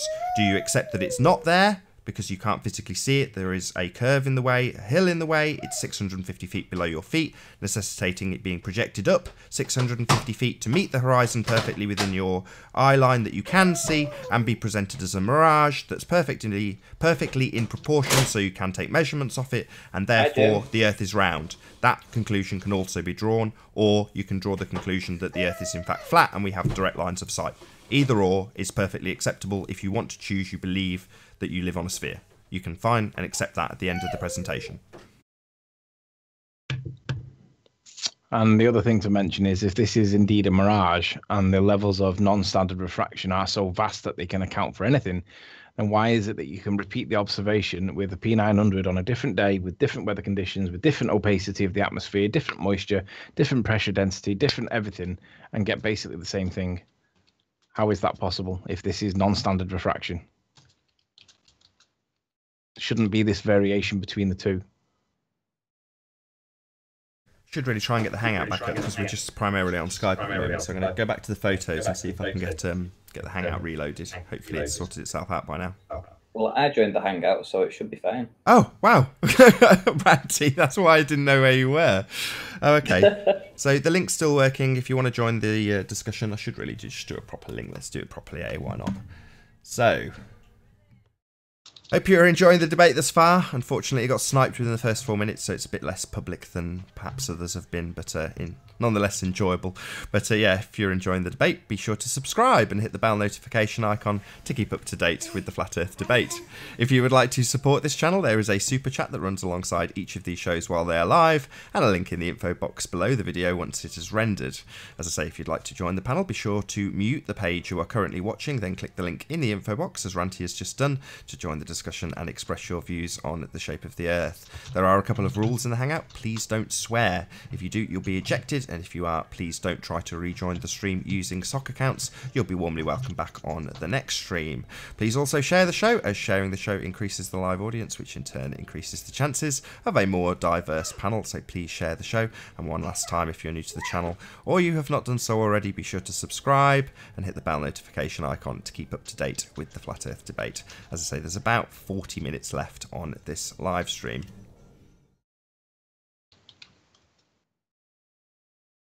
So essentially, we can conclude that both the Rumpus and GeoStreamer were wildly inaccurate, to the point that it would fall within the band of wildness that Google Earth claims is the wildness in the inaccuracy, plus or minus 30 meters. That's kind of what Rumpus's calculations were based on. Crazy numbers, miles out. Google Earth wasn't that inaccurate. Yeah, sure, 4 or 5, maybe 6 feet if you push it one way or the other, but it's not that far out. So I guess we can wrap that point up now. We don't really need to argue over the elevation height anymore, unless, I know, you could send Miles the Liar Davis back and see what nonsense he comes back with. Yeah, it'd be nice to get the full elevation profiles of each hill displayed tomorrow evening, because I'm sure there's a lot of people in the chat that would be interested to know the exact heights of certain locations. The weather's due to be good up at St. Bees this weekend. We should plan an ad hoc impromptu visit up there, because I saw the humidity value, 62% humidity. That would give us a fantastic visibility. If the clouds and stuff were good, we would get a better picture of Machel Lighthouse from that top elevation point. And we could also try and get it from the lower elevation point, the elevation points that are not that inaccurate on Google Earth. So that would be a good consideration. Head over Friday night? I think. Saturday, in time for Saturday morning? Yeah. Do you want to go Friday night? I think so. Yeah, and we can see if we can get an observation done of the lighthouse as well. Maybe if the lighthouse is actually switched on, we can get some footage of that. Will you do me a favour while you're there, because it'll only take you 30 seconds. Take, Anthony, you've got a Dioptra app on your phone, right? Sure. Get close to that hill. Get it so you can see it, the top of it. And just take a picture just so you can get an angle. Why not? The Which hill? The lower one? Middle one. The one by the caravans. The one that was claimed on your first video as being 35 feet according to Google. That observation point right next to the caravans, the one that we've played on this hangout. You played my 60-second video that I edited from all your footage. Well, that observation, all you need to do is get a diopter angle, because then they can argue it's 5 degrees higher, 5 degrees lower, blah, blah, blah. But if as long as you've got a diopter from that position, it doesn't even matter that it's, you know, it's not got a tape to look up. It'd give you a rough idea, wouldn't it? Sure. Yeah, sure. It's an easy one to do that. Exactly. But essentially, don't waste the observation time. If it's a nice clear day, I just don't want you to mess around trying to, you know, run a tape so that you've got a really clear angle of what it is. I don't care that much. You know, you've got the top one, you've got the bottom one. We've already done the tape measure, so we already know the length, 54 feet. Sure, but you just need an angle. Even though it's not going to be accurate, it's not going to be along the line the tape that you took. It doesn't matter, just as long as you've got a rough angle from the shore to the top of that that high point. Yeah, sure. But I mean, there's also other observations that we can do as well. I mean, seeing the boats on the horizon was an interesting one. I've just uploaded a video actually about that. You asked me to do it, so I've done that. So yeah, if we see anything else like that, it'll be worth presenting next week. Can you play it? Can you bring it up and just present it? It's quite a long video. It's an 8-minute video. It's all right. It's presumably, if you share it now, we'll just have the pictures, right? Yeah, it doesn't come through my. That's fine. Yeah, that's perfect. Through, just bring it up and press play. If you can get it full screen, you know, hopefully you can talk us through it. Well, it's all on the video. I know, but just do it live. Why not? You've just made it. It's all fresh in your memory. Yeah, just play it without the sound, and then you can talk us through it. Actually, Anthony can play it. Why? Well, he can play it with us. Oh, mind you, it might be copyrighted. Yeah, Anthony, do you want to put it on? Because I'm checking the Hangout, you see, for snipers. Oh, okay, fair enough. What are you talking about? Anthony's I've uploaded a Ranty's video. Released a video on your channel right now. Yeah, it's only been up an hour or so, half an hour, something like that. Okay, I can do that. Bear with me. Just make sure you mute it. It seems we're at the stage now we're turning some of the slower people into hologram believing fantasists, Ranty. Cool, huh? Very. We'll get it eventually. So why do I need to mute the sound? You don't, but I was hoping that Ranty would, rather than having the sound come through from the video, if it's muted, keep it on pause a second. Just pause it. I'll get you presented. Instead of having Ranty like instead of just letting the video play, which would mean we could all go for a coffee, admittedly. But rather than that, Ranty's here, so he can just tell us. He can just say, well, you know, this is what's happening. It'll be a slightly different version of what he's got on the video, but why not? You know, we've got plenty of time. It'd just be, whoops, wrong screen. It'd just be nice to actually have Ranty do it live. That's all. Yeah, sure. Here we go. Application window. There we go. Let me know when you can see it, Ranty. Just waiting for that Tesla car to come floating past that picture of the Earth that you've got shown on screen at the minute on your pictures. That Tesla car's due any second. You know, like the ISS. You can plot the Tesla car. Can you see it, Ranty? It's not displaying on the live debate. Click on my face. Yeah, but it's still not showing on to anybody else. Nobody's seeing it in the. No, I'm just checking you can see it before I present it to the audience. Oh right, okay. Can you see it? Yeah, I can see it now. Great. Press play, please. Playing. Press play. There we go. There's the. I'm gonna just pause it a sec. Let me get my Skype up.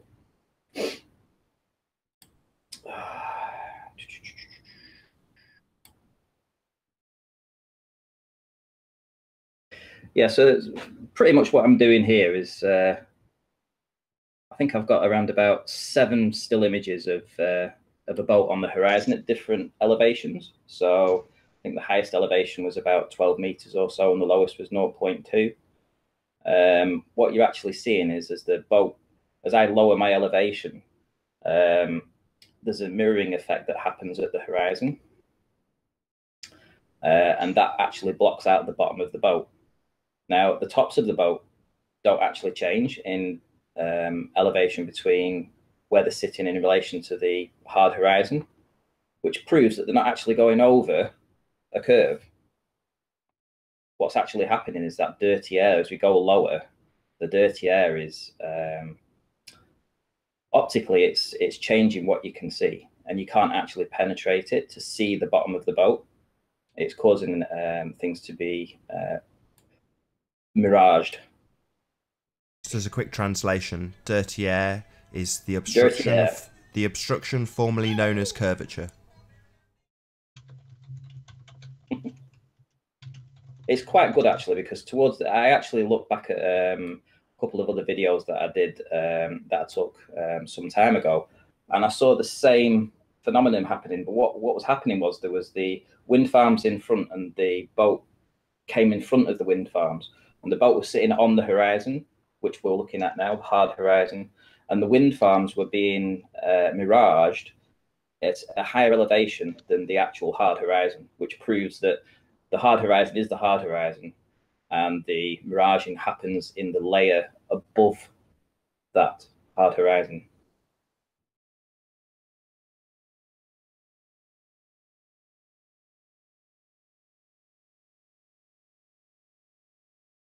What's the data that's flashing up? Just the EXIF data from your camera? That's it, yeah. It's just the latitude and longitude, where I was, what the elevation was at the time, GPS coordinates, basically. So I think this is altitude 0.3 meters, and then I go down to a 0.2 meter as well. I think what we're showing here is that what we used to call dirty air can now be described as the obstruction formerly known as curvature, because people like Miles the Liar Davis claim that this is supporting a spheroid Earth, and it clearly isn't. However, Slice Arcane has told us that this is actually a mirage, and it appears to the observer as obstruction because it's reflected, but it appears to the observer as obstruction. They were his actual words that he took issue with. So whatever's going on here, you got Sly to now thank, because the obstruction formerly known as curvature is actually an inverted mirage reflection that appears to the observer as obstruction. So that means that Miles the Liar Davis's wind turbines video that he managed to get an hour out of is completely fallacious. It's based on nonsense. It's not reflecting the curvature of the Earth at all. It's literally optical. It's caused by whatever, but it isn't curvature. And what I'm asking people to do here is keep their eye on the hard horizon and the masts on the back and the front of the boat, and you'll see that the masts and the hard horizon virtually stay the same height, even though I lower my elevation. In fact, as I go lower down to the lowest point, they actually get a little bit longer, which is consistent with changing your elevation, and you're actually looking up towards the masts, so it would look like it's extended slightly.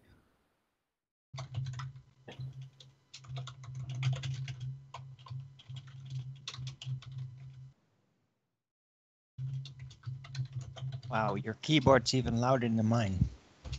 Just going to ask a quick question, because GeoStream is in our chat right now, Anthony. Am I correct in saying that he actually conceded that the height at the mid-observation point was incorrect? Because I'm sure I remember you saying that. I just don't want to give him... I haven't seen him answer. I did ask him that question. Do you now concede that your height that you claimed was wildly optimistic? And I didn't see an answer. You might have responded, but Geo claimed 27.5 meters, which is basically 27.5. It's greater than 90 feet. The question, Geo, is do you agree and accept that it's nowhere near 90? It's like between 35 and 40. Pretty much accurate to what Google Earth says. Do you concede that point now, Geo?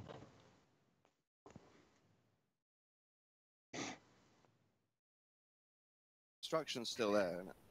So what I'm doing now is I'm basically showing that when you look through the bulge, you have to look through the bulge to see the boat. when you lower your observation, if you believe in the ball Earth.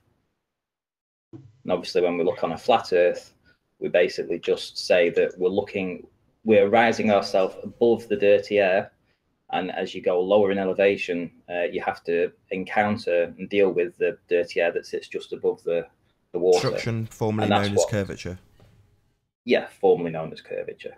It's not formally known. It's still curvature. Like, things still get obstructed. It doesn't matter how many wishy-washy little upside-down, blurry fucking refraction things you get. You can call Isle of Man a hologram if you want, but Dawn. No need it's still behind the curve.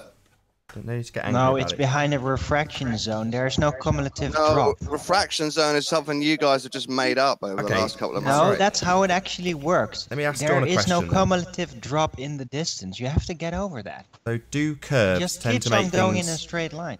Do Saying curves it's tend... formerly known as curvature. Well, like 6 billion people on the curves, planet. Dawn, disagree. try to calm down. Try to keep calm. Right, do curves tend to make things reflect identically underneath themselves? Is that what curves do? What I'm saying is I don't care about all of this little lines you draw. Hard horizon, soft horizon. Stuff still goes behind it. Hey, Bruising Baller. Children can you hear children us? can see that. Bruising Baller? Yeah, but there is no cumulative drop. It keeps on going in that straight line. There's no cumulative drop. A no, it curve doesn't. requires a cumulative drop. It's not there. And can I just support Arwin when he says the vanishing point? This is an MIT paper that describes the effects of refraction, and you can download this for free. Atmospheric Refraction, the Study of Mirage, by somebody that I can't pronounce. But in this paper from MIT... Can you move that MIT thing from my Steam Packet video? You're covering up my video. That's brilliant. Yeah, here we go. So get this MIT paper off my video. Traveling on the hard horizon, and behind it, you actually see the wind farms starting to mirage. And you see it obstructed by the horizon blatantly. Right. So what you're seeing here is the mirage points when the boat. I'll show you the lines in a moment. But you can see it. There's a reflection there of the turbine blade. Look at them. Half of them is obstructed. Further away. So I'll say it again, Dawn. Do curves usually cause things to reflect themselves underneath themselves? Is that what curves do? You know, nature's got variable aspects to it. You all do. Sorry, that doesn't answer my question. When you see a hill, do you normally find when you look at the hill... Half the pylons are gone in the background. I wonder why. See the reflection underneath them, Dawn? This is what's being pointed out that you seem to say I don't care about, but this is the point that's being made that you're now obfuscating, which is funny. That's why Ranty's laughing at you, and I am too. But this so obstruction... your dirty air is removing the bottom half of those fucking windmills. Right, it's the second time I've asked you not to swear, Dawn. I know this is annoying for you because you believe you live on a sphere. Oh, yeah. Sorry about the swear word. Yeah, so this is the obstruction formerly known as curvature, and we are demonstrating how it reflects itself beneath itself in that layer. That's what we're demonstrating. You don't have to like it.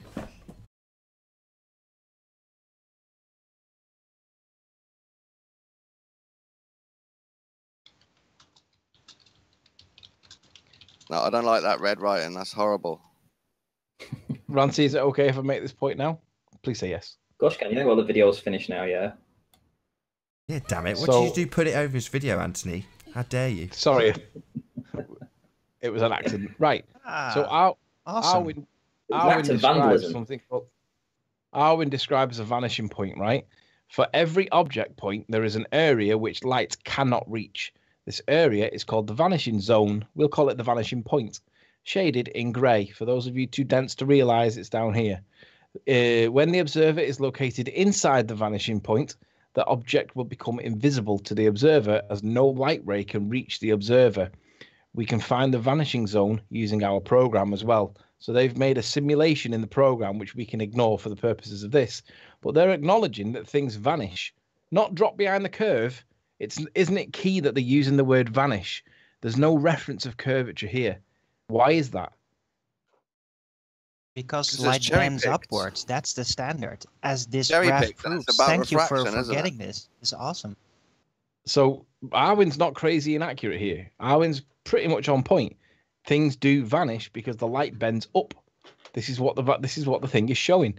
Why is it not saying that is the standard? There is still the non-standard refraction in extremely hot conditions, like in the Nevada desert, and then you get actual mirage effects. But that's non-standard. The standard is what you get to see in in all locations usually, and that is when light bends up. It's only the non-standard in extreme conditions when it actually does bend down.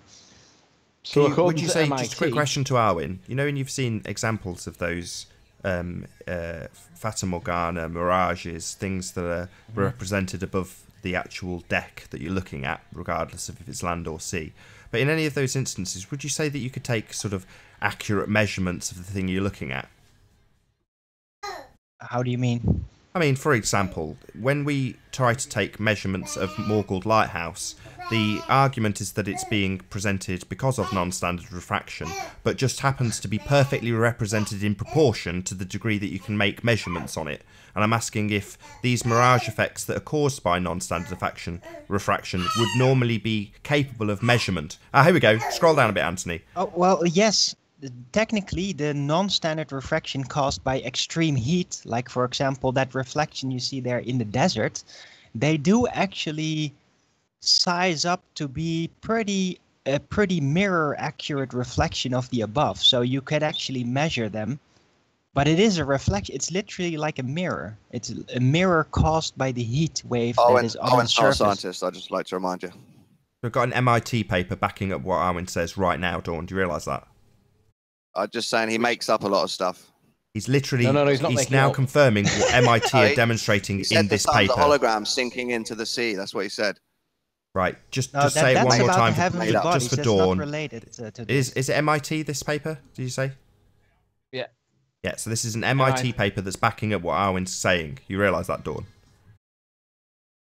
There's the MIT reference for anybody. Not really backing up what he was saying. He was just riffing on made-up stuff. What I'll do is I'll try and drop this in the public chat so that everybody can read it. It might not work. No, it won't work. I'll drop it to Nathan in the side chat on Skype. If Nathan can present it in the public chat for everybody to see, then they can all get a copy of the information. Fundamentally, it is an MIT paper talking about refraction, and it talks about, look at all these maths. This is what you're going to have to start talking about. Where are you going to put that file, Riley? Pardon? Where are you going to put the file? I'll stick it in the link below the video once it's been rendered. Okay, cool. Well, can you see that it talks about superior? So, Scott Veach in chat, this is what a Fata Morgana is. It's a superior mirage with an inversion above the thing. That's not what we're seeing in the floaty land. We're seeing a mirage that's an inferior mirage, and there is a bit of mirroring, but it's below the image. That's what we're seeming to be seeing, and this is the obstruction formerly known as curvature. Look at the maths that's involved in it. It's nonsense. Nobody can work this out. Not even the Rumpus can fudge his way through this to explain. Yeah, he did it live. Took him about 20 minutes. It's like the gravity math. You reckon that Rumpus has done this Sorry, live? I can't let you get away with that. The Rumpus did do. That's why I have to concede. So the Rumpus, during the debate with Steve, did an arc calculation to the top of Snaefell Mountain. So he is, in effect, immediately conceding that the entire island is a mirage, but he has applied his arc calculation to that and come within a hair of getting it right. So based on that, I can say that you can account for this observation mathematically on a sphere using non-standard refraction and arc calculations, i.e. this maths. So he can apply it, has applied it, does apply it, and as a net result, I can't say the globe's a total fail, they can't account for this. They can. Right, they can apply an arc calculation to it. There is absolutely no way that Rumpus has done this maths to demonstrate any point on Steve's thing at all. It's nonsense. Nobody would be able... This is like... what's his face's maths? What's his bloody name? The scientist... Albert Einstein. This is Einsteinian maths that nobody would ever be able to do. There is no way Rumpus did this. He did a simple arc calculation based on trig. However, that's not what we're talking about here. This is the non-standard refraction and the maths that's involved in it to calculate these things, and it's ridiculous. This paper is going to change the world, isn't it? Sorry, Dawn. No, it's just giving credence to Arwin when he's talking about things that go missing. Things do become invisible, not drop behind the curvature of the Earth. Because if they Because were like going Discord, to, it goes missing behind the refraction Dawn's zone. very triggered. Every time you say that it's not behind the curve of the Earth, he gets very annoyed. Here we go. I know you all know. No. Yeah, I know you all know there's a curve to the Earth. That's why. No, there isn't. We've demonstrated No. that the lighthouse God, is you visible. can't let it go, can you? I know. It's all right. I'll do it with Dawn. Let's just have it with Dawn. Dawn, the lighthouse that we see in the images of the Isle of Man, can you actually see it? Do you have a direct line of sight with it? Is it, in quotes, there? It's raised up, isn't it? Sorry, refraction. raised up from where? From where you can't see it, correct? Behind the curve. Right, so we can't physically see the lighthouse. It physically isn't there. It's a holographic representation of something 650 feet behind your curve, right? So, let me just say it to you, Dawn. We don't see that curve. It's not blocking our view of anything. We see the lighthouse, my friend. Do you understand that? And no beach. Sorry, Dawn, you're going to go on to this no beach thing before we establish that the lighthouse is there. We do see it. Correct? Yeah, the rising up doesn't make a flat Earth. Does Rising up from what, Dawn? All it tells you is need to end nature your is sentence, variable Dawn. You and need to end your sentence. Rising up from beyond your view. That's what it's doing. Because you can't see it on a sphere. Nature is variable. Yeah, nature's magical when you can see things that shouldn't be there. We know. You're just telling us that we all know there's a curve there. I've just demonstrated to you unequivocally there is no curve demonstrated in the picture of Morgold Lighthouse. Do you accept that or not? It's demonstrated, yeah, because there's a beach that's behind it. No. The curve that is supposed to be there should block the view of the lighthouse and doesn't. Let's not worry about what we don't see in the shore. Let's worry about what we do see from the lighthouse that shouldn't be there. So you accept that it's coming back from behind a curve that we don't see. Correct, Dawn? There's curvature demonstrated in the horrible... Not in this image, lighthouse my friend. You don't just repeat something when I've just demonstrated to you that we don't see any curve. There is no curve in the image. Nothing's blocking our view of the lighthouse, Dawn. Correct? There's obstruction of the beach. Of the lighthouse, Dawn! Are you dense or deaf? The lighthouse! There's obstruction from the bottom of Isle of Man, and you've measured and shown that Isle of Man is rised up. That's both Rised up? Sorry, you keep saying this rised up. Rised up from where, Dawn? Behind the curve. Right, so we can't see it. Right? It's a terrible composite as well. Really, really bad. Yeah, you're dumb. You're dumb, Dawn. You're dumb. Terrible. That's your problem. That's why I'm getting frustrated and shouting at you. You are quite literally stupid. Can I ask Dawn a couple of questions? You go ahead. Go on. Dawn, in relation to this MIT paper that describes that the light travels down first and then bends up, how would if we were talking about a boat on the horizon, the further away the boat goes, the light appears to bend down. That would chop off the bottom of the boat, would it not? Or would it be when it bends up? You tell me what happens with regards to the boat. Depends on temperature and conditions. I'm not bothered about refraction details. I know it still gets obstructed the further away it goes. Let me read this to you. For every object, so for example, a boat. One MIT paper won't change that. I've got to pick up Dawn again. I know it's being obstructed. Do you understand that we see the lighthouse, Dawn, and that it is not obstructed? Yeah, but I know the bottom of Isle of Man is obstructed, isn't it? So you're back onto the bottom. I'll say it again because you're either hard of hearing or completely stupid. The lighthouse, Dawn. The lighthouse. Can you see it? It is there. It is not being obstructed by a curve. It is not being blocked by a bulge. You get that? I don't think he does. No, because he's dense. Doesn't make Earth flat. Dense. It's all right. I don't mind taking half an hour with him like I did with Kat and with Imric. I don't mind taking these slow idiots who take a long time to get to the level of comprehension that people like Paul Voigt have of their own bullshit. Paul Voigt understands it. That's why he's talking about non-standard refraction, to get around the fact that refraction doesn't bring it back and it's not actually there in the first place.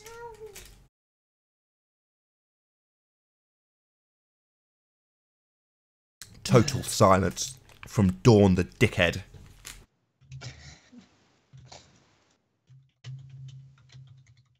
It is miraculously consistent, I have to say, how he persistently and perfectly persistently, like every time you ask him a question, immediately moves on to another subject, another area to focus on.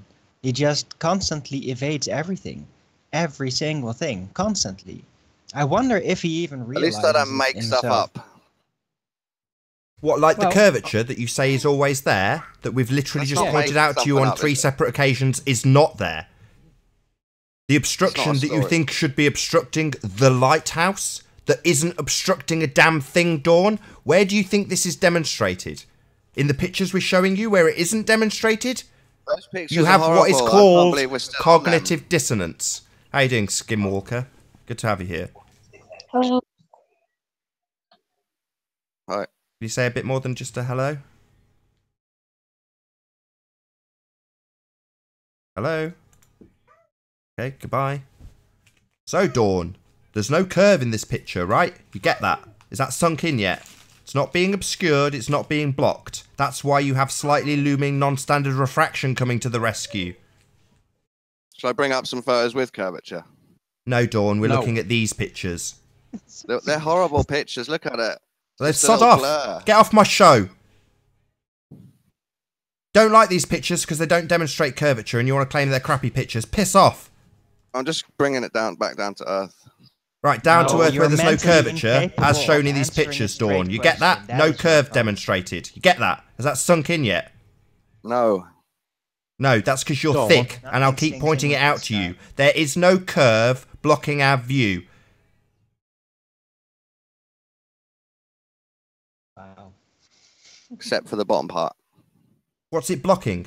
How do you know? Have you measured this? Have you measured how high that lighthouse is off the deck? Right, the bottom part, if the bottom part was curve, wouldn't it be like that, Dawn? Because that's where the curve is supposed to be on your model. So therefore, that can't be curved. The very bottom of Isle of Man is missing. Yeah, you keep talking about stuff that we can't physically reference, like the lighthouse that we can see. This nice gleaming landmark that we can stick a tab against it and go, according to your bullshit maths, it should be sat on the tippy top of the horizon, just the very top of it. Not the land beneath it that you're now talking about. That's not there. It should be gone. You've said it's looming up from behind the curve.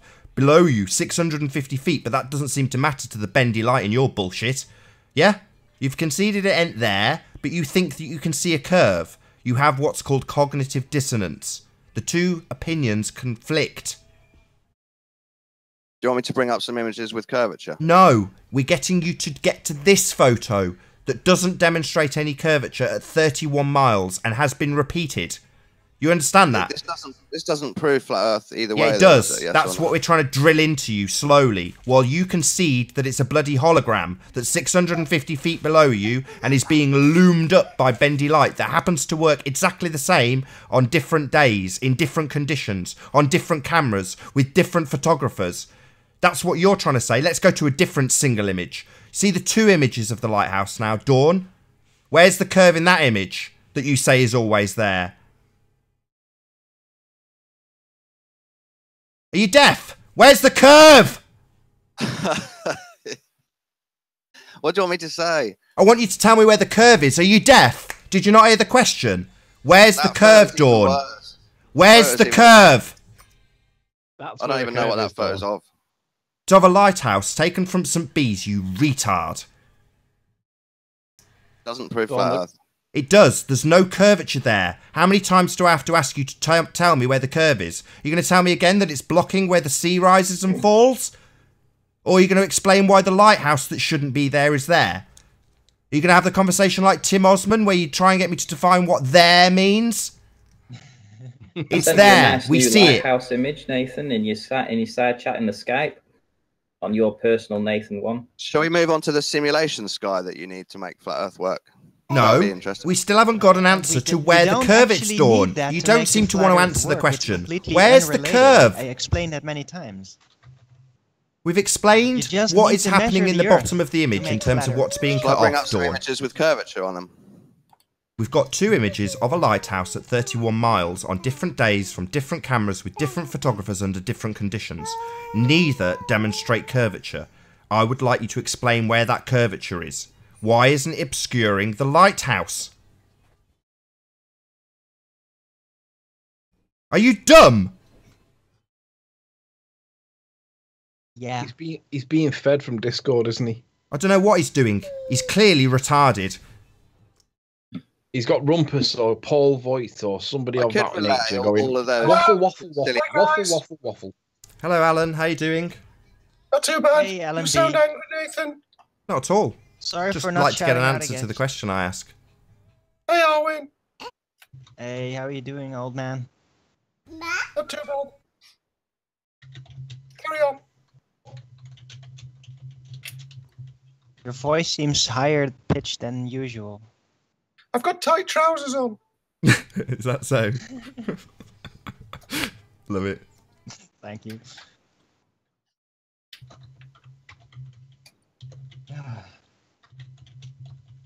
Are we all relaxing? Yeah, we always need a bit of a relaxed. break after that. It's really like trying to get facts through into a giant ball of concrete. And Maybe it just, Alan can. It just won't let it through. It just won't let any fact through. It just refuses it. It's just, no, I'm a ball. I'm a ball. I'm a ball. I'm a ball. I'm a ball. I'm a ball. And that's all that Don guy does. It just...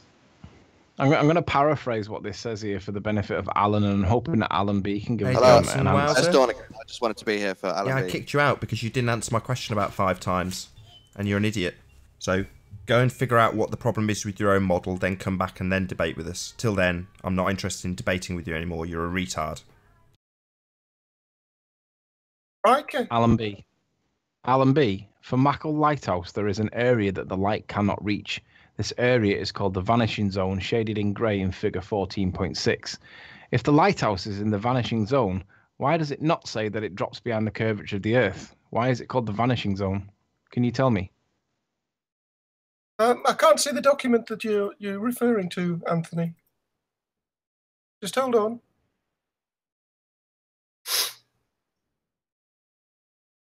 And what's the question again? For Mackle Lighthouse, there is an area which the light cannot reach. This area is called the vanishing zone, shaded in grey in the figure below, which is highlighted here. Can you tell me why it doesn't say that it drops behind the curvature of the Earth and it's referred to as a vanishing zone? I'm confused. What was your height when you took that picture? That's a different question that doesn't answer the question you've been asked. Does it have any relation to this particular point in terms of why there is no curvature mentioned in this MIT paper describing a vanishing zone? Well, I haven't seen the MIT paper, but It's I'm in front of guessing you that right now. Anthony, Click on my Anthony page. Presented. Well- Alan B, just look at the Hangout It's on page screen. now, It's on there. screen. The audience can see it. Everyone else can see it, Alan. Don't forget to put on your glasses. My glasses are on. All right. I'd have to So read the- it to give you an answer, Anthony. So- Correct. Okay, just, so this just look this, at it. This paper talks about the effects of mirage and the atmosphere on the particular model in this paper, right? Forget about the model. It's talking about the descriptions of the things that we see in the horizon and on the horizon and with regards to mirage. And there's a part 9.3 that says, quote, and I'm paraphrasing, for Mackle Lighthouse, there is an area that the light cannot reach. This area is called the vanishing zone. Why is it not called it will drop behind the curvature of the Earth? Why is it called the vanishing zone? I'm just watching Nathan play with his little girl. So funny. you're Best thing easily on. distracted and can't I answer don't the know, question. Anthony, without- but you have a terrible It's- habit of cherry picking. Come on, Alan B is So, not really a I'm not- specialist in this kind of stuff. He's just a. I'm Hey, just don't confused get hang why. me wrong. around this discussion stuff at his old age, apparently. All right, let me carry on then. When the lighthouse is located inside this vanishing zone, the object will be invisible to the observer, as no light ray can reach the observer. Why does it not say when the lighthouse drops behind the curvature of the Earth, it will disappear?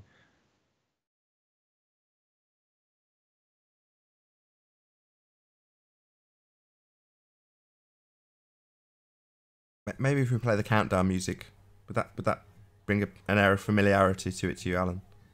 Two from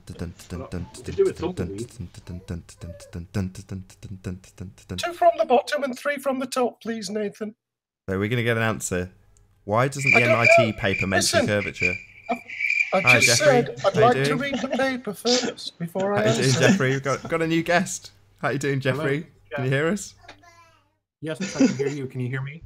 Yeah, we hear you. Coming through loud and clear. Good to have you, my friend.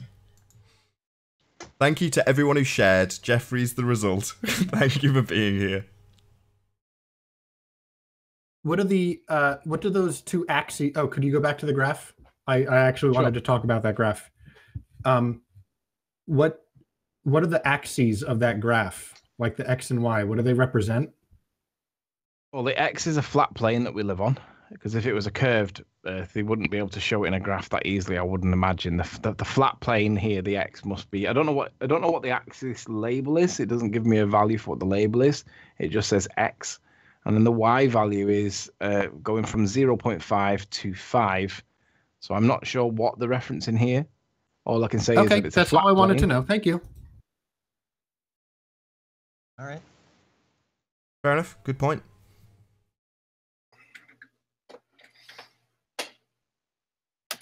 I just find By it the way, I'm interesting. kind of interested at that, looking at that graph, that it's somehow slightly different as to what I expected.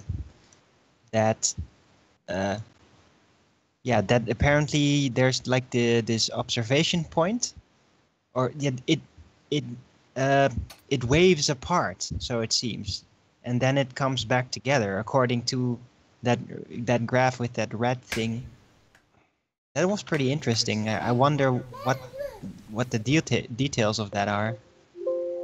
Can I just let the record show as well that in this particular paper, when you search the word curvature, you find 0 results. So they're talking about all these optical atmospheric effects, and not once did they mention about the curvature of the Earth. I find that quite interesting, because light's supposed to bend around the curvature of the Earth, and they not mention that bit once. Yet that's what Rumpus and GeoStreamer and all these nonce boys all tell us is causing light to do. Yet nobody has, in this MIT paper, has mentioned the curvature of the Earth. I think that's a real bad failing on an MIT paper, wouldn't you agree, Nath? No, they just stick to real science. It's very professional of them. Oh, so are you saying that the curvature of the Earth is a pseudoscience, Arwin? Me? No. So, I thought it was a real science, the curvature of the Earth. Damn. This is optics. Optics is about engineering. It's about real things. It's not about cosmogonical theoretical science. Cosmogonical? Yes. Cosmogonical means about the shape of the Earth. It's a real word. It's a real word. This is another one of those fake find it so forced amusing. laughs. But anyway, this red band, is that the representation of the more blurry part or something? Is that vanishing zone right there is what you really don't get to see at all, and the red zones are the parts that you do get to see that are like blurred and mirrored, like in Ranty's photos. Let me just suggest an interpretation for what this graph shows. Let's suggest Hey, that Alex, I'm how you at doing? Good to position have you. 2. Can you hear us? Hello, can you guys hear me? Yes, we've got about 5 minutes left, Alex. So I don't know if Anthony, if you can just concede immediately and let Alex speak, that'd be brilliant. Sure. All right. First of all, thanks. This is not a scientific paper. You can see that by the way it's written. And it clearly says it in the top. It is a lab report written by students who apparently, when you Google the school that is mentioned, SKA Lam Wu Memorial Secondary School, the students are about age 16 to 18. So this is not a scientific paper. It's credible enough for MIT Really? to cite It's it not? as credible, though, isn't it? No, it's not. Because the lab report will definitely contain mistakes. I'm not saying that there's any mistakes in there. I'm not able to decipher the maths on the fly. But if you're saying it's a scientific paper and it's written by MIT, you're wrong. It's endorsed by MIT. It's supported by MIT. It's promoted by MIT. It's on their server. It is MIT. It's on their server. It That's is all that's recorded happening here. in their library, probably. I don't think the word MIT is even mentioned in there. It's from the MIT library. You understand that if it's endorsed by MIT, like M. Scott Veach writing for Forbes, if Forbes are citing it as what was the thing that he wrote? Whatever it was, I can't remember what it was. But if Forbes present it, it's endorsed by Forbes in the same way that this is presented by MIT. It's a fair enough point, though. Wouldn't you agree, the article Anthony? never claims to have any links with MIT itself. If it's not a published paper by MIT, I think that's GeoStreamer's point. And I think it's a fair point, isn't it? No, it's published by MIT. It's in their library. See, this is not a. You guys keep referring to it. It is not a paper. It is a lab report or a work report of a group project. That's all. You can see that clearly by the way it's written and by the written quite sloppily. For example, as you guys clearly identified, some of the diagrams don't have any labels. If it was a scientific paper, it would be rejected by that fact alone immediately. So why don't you write a complaint to MIT saying that they should drop this report because it's not credible enough? Because it isn't published anywhere. If it were published in a scientific journal, then yeah, I would be upset about it because the quality isn't good. I think that's a fair enough point, Gio. I've got to say that's a fair enough point. If it's not a quote paper published by MIT, then that makes it less credible. I agree. Yeah, this looks like it's written in the first 2 or 3 semesters by the style of it. When you Google the school, it's a secondary school that isn't even university level. So again, claiming it to be a paper is blatantly wrong and a little bit dishonest because you give it more credence than it actually deserves. No. It's endorsed by MIT. That is not being dishonest in any way, shape, or form. If it wasn't, it wouldn't be on here. So why is it on an MIT page? Sorry, it's dishonest by you guys to claim it's a paper. No, it isn't dishonest. Where's the intention to deceive? Because you're giving it more credence than it has. No, I think it's fair enough. I would like to say straight away, I stand corrected. Calling it a paper is inaccurate and fallacious. And, calling it a paper, I don't want to call it a paper anymore if that's not the correct term. But that's my misunderstanding of how published scientific documents get labelled, not in any way an attempt to deceive. It's just to point that out. Right. Well, I don't mind calling it a report rather than a paper. Because you immediately mentioned it would be a paper without actually checking it first. It's published by MIT in their library. Why is that not considered acceptable, and why is it evidence of dishonesty? Because this one didn't go through peer review. How do you know that? No, that's perfectly acceptable answer. If it were published in a scientific journal, it would have passed through peer review. This is not what is happening here. So I suggest you write to MIT and tell them to withdraw this out of their library of documents because it's not been peer reviewed. And with that, I'm going to say, first and foremost, a huge, massive, enormous thank you to all of the live audience for tuning in and hopefully for sharing this debate.